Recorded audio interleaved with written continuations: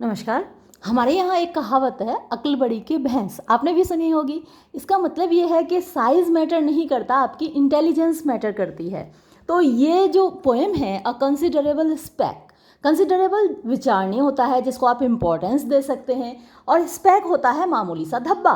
तो मामूली सा धब्बा कोई ऐसी चीज़ नहीं है जिसको आप इम्पोर्टेंस दें, लेकिन यहाँ जो एक स्पैक है, धब्बा है, मामूली है लेकिन ख़ास है, विचारणीय है। तो चलिए पढ़ते हैं रॉबर्ट फ्रॉस्ट की प्यारी सी पोएम। आपको बहुत अच्छी लगेगी। A speck that would have been beneath my sight on any but a paper sheet so white set off across what I had written there. तो यहाँ फुल स्टॉप है। हम इन 3 लाइन्स का मीनिंग देखते हैं। A speck एक धब्बा, that would have been जो रहा होता, beneath का मतलब नीचे होता है, my sight मेरी नज़र, मेरी दृष्टि। तो मेरी नज़र से नीचे रहा होता मतलब नज़र में ना आया होता। इतना छोटा धब्बा था कि अदरवाइज़ वो मेरी नज़र में आया ही नहीं होता, मेरी नज़र के नीचे होता, दृष्टि से नीचे होता। ऑन एनी किसी भी चीज़ पर, बट सिवाय, अ पेपर शीट एक कागज़ का पन्ना, सो वाइट जो कि इतना सफ़ेद था। यानी जिस कागज़ पर, जिस पन्ने पर उन्होंने ये स्पेक देखा वो बहुत ज़्यादा सफ़ेद था। अगर वो इतना सफ़ेद नहीं रहा होता, इतना क्लीन नहीं रहा होता, तो ये दिखाई भी नहीं दिया होता। सेट ऑफ चल दिया, अक्रॉस माने आर पार, what I had written, what माने जो, आई हैड रिटन मैंने लिखा था, देयर वहाँ पर। तो एक कागज़ का पन्ना है जिस पर रॉबर्ट फ्रॉस्ट कुछ लिख रहे हैं, और उस पन्ने पर एक छोटा सा धब्बा मतलब चलने लगा, हिलने लगा है। And I had idly poised my pen in air to stop it within a period of ink. अब जब वो हिल रहा है, जो धब्बा है, उनको लगा कि ये कोई धूल का कण है ना, डस्ट पार्टिकल है।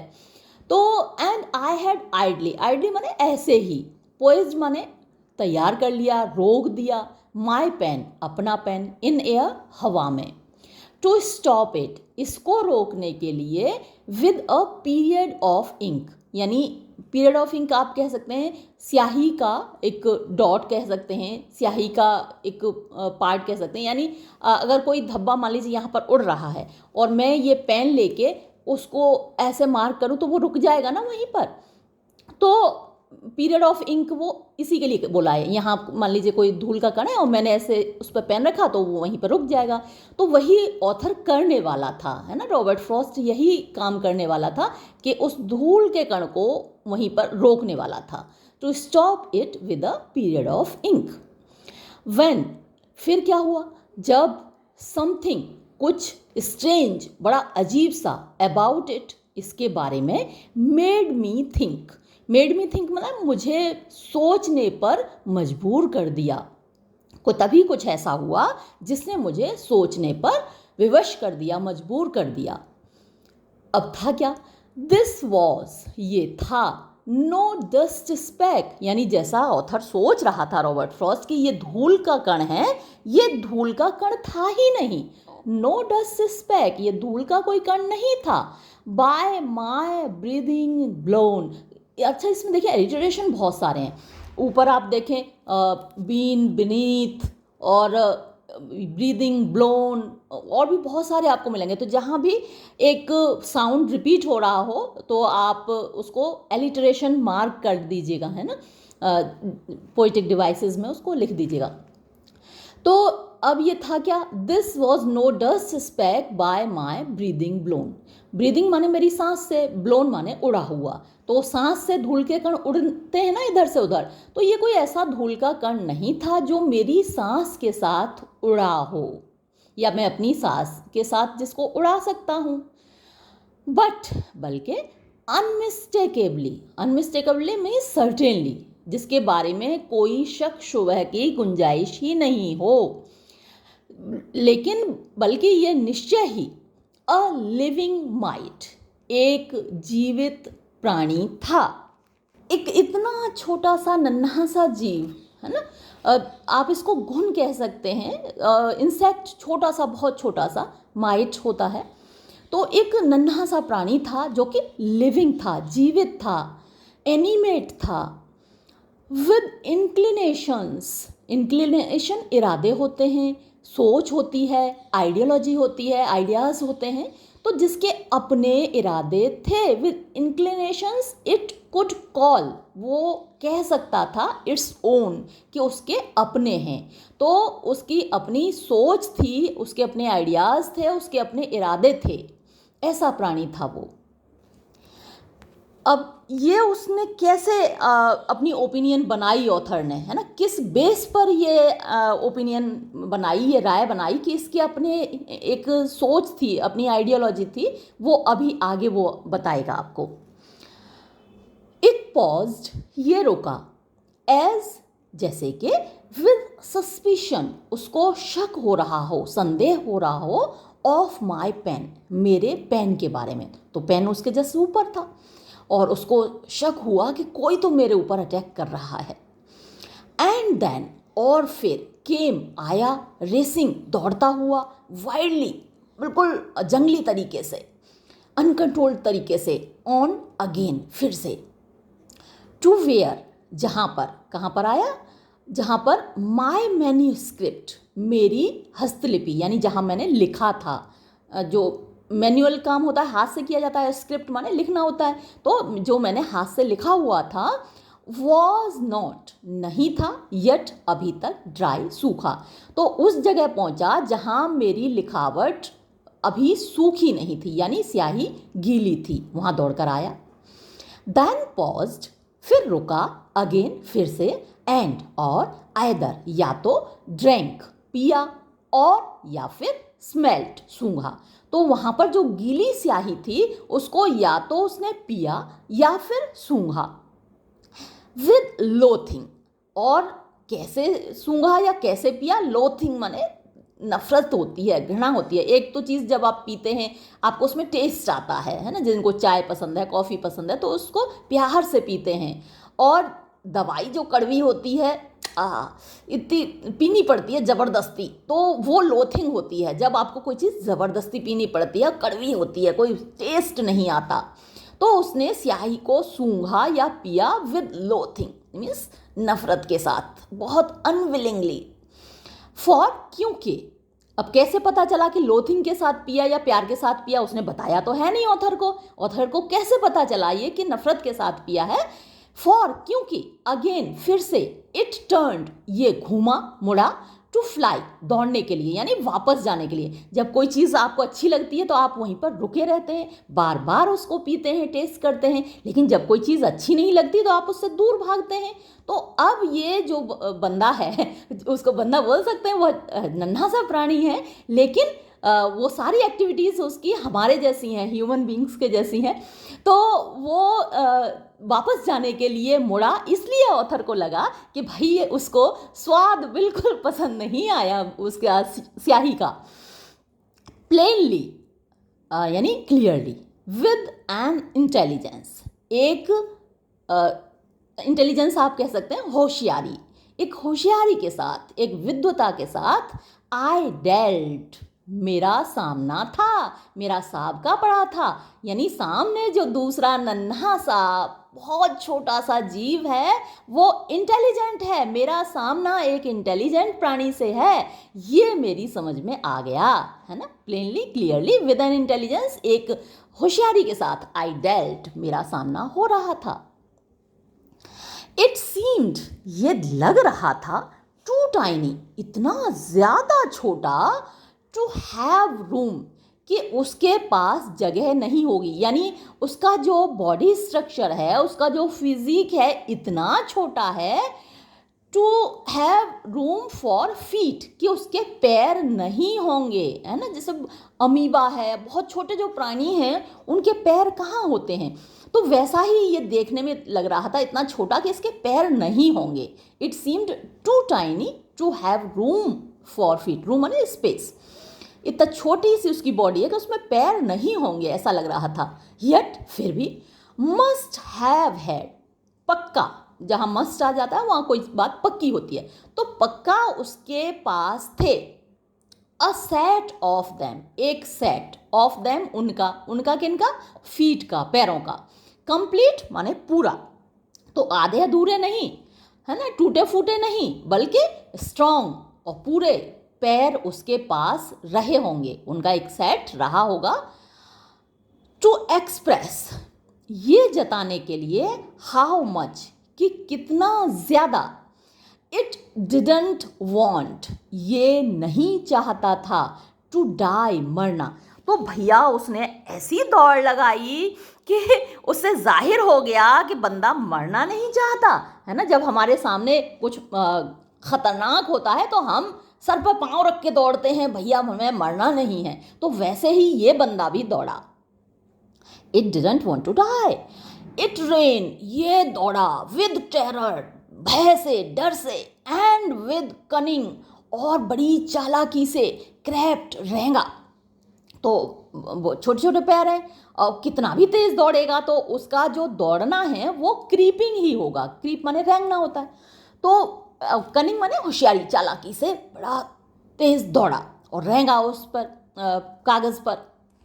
इट फॉल्टर्ड, वो लड़खड़ाया, फॉल्टर माने लड़खड़ाना, लड़खड़ाया। आई कुड सी, मैं देख सकता था, इट, इसको, हेजिटेट, झिझकते हुए, अब इधर जाऊं उधर जाऊं, किधर जाऊं, क्या करूं, ऐसे वो हेजिटेट कर रहा है, झिझक रहा है, कहाँ जाऊं। देन, तब, इन द मिडिल, बीच में, ऑफ द ओपन शीट, खुले हुए कागज के पन्ने पर, काउर डाउन, काउर क्या होता है, जब हम अपने हाथ पैर समेट कर, सिकुड़ कर एक छुप जाते हैं, बैठ जाते हैं एक जगह, तो वैसे ही वो अपने जैसे हाथ पैर सिकोड़ कर, सिमट कर नीचे को बैठ गया। इन डेस्परेशन, निराशा में, टू एक्सेप्ट, स्वीकार करने के लिए, वॉट एवर, जो कुछ भी, आई अकॉर्डेड, मैं देने वाला था, इट, इसको, ऑफ फेट, भाग्य से। तो मान लीजिए कहीं ऊपर से बम गिर रहे हों, है ना, गोलियां चल रही हों, तो आपके हाथ में क्या होता है, आप इधर उधर भागते हैं, फिर देखते हैं यार कुछ नहीं हो सकता, तो आप सिमट कर, सिकुड़ कर बैठ जाते हैं कि भैया अब जो भाग्य में होगा देखा जाएगा, झेला जाएगा। तो अब वो जो कीड़ा है, वो जो घुन है, वो भाग्य से, अब उसके भाग्य में जो कुछ भी होगा उसको स्वीकार करने के लिए सिकुड़ कर, सिमट कर एक जगह पर बैठ गया, कागज के पन्ने के बीचों बीच, कि अब इसको जो मेरे साथ करना होगा करेगा, अब मेरे भाग्य में जो लिखा है वो मुझे मिलेगा ही। I have none of the tender than thou collectivistic regimenting love.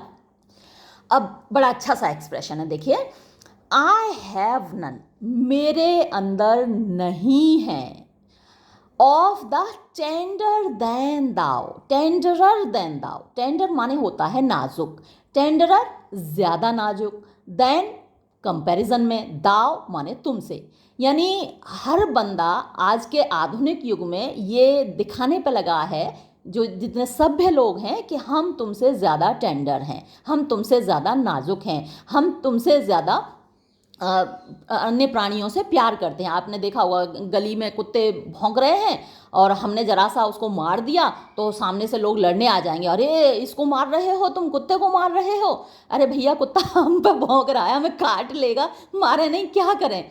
तो हर जगह आपको जो एनिमल लवर्स या फिर जितने भी प्राणी हैं ह्यूमन बींग्स के अलावा, उनको प्यार करने वाले, उनके प्रति सिंपैथी जताने वाले आपको मिल जाएंगे, और अगर कोई उनको नुकसान पहुंचाए तो उनसे लड़ने वाले।